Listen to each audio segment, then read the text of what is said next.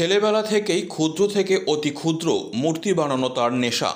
কলকাতার art college থেকে পাশ করা পলতার দেবপ্রসাদ মালাকার বেশ কয়েক বছর ধরেই দেবী দুর্গা, মা কালী মূর্তির পাশাপাশি মনীষীদের ক্ষুদ্র মূর্তি বানিয়ে তাক লাগিয়েছিলেন।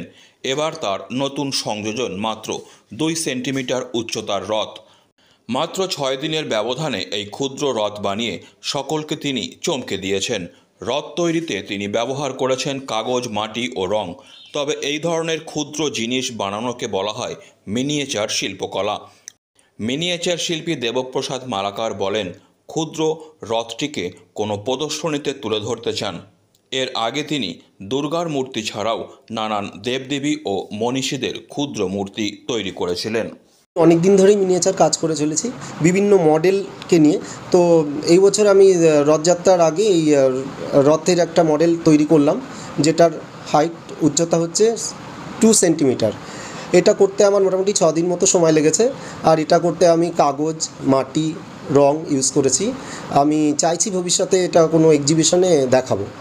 এই যে তোমার ধারণাটা এলো, তুমি এর আগে কী ভেবেছো? এর আগে আমি মিনিয়েচার নিয়ে আমি আর্ট কলেজ থেকে পেন্টিং নিয়ে পাস করেছি, কিন্তু এটা আমার সম্পূর্ণ একটা কি বলবো হবি। সবসময় আমি এই মাটি একটু একটু করে ঘাঁটতাম আগে।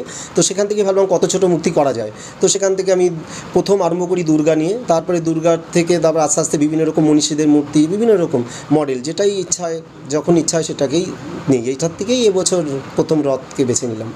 কতটা নিজেকে স্যাটিসফাইড মনে হচ্ছে?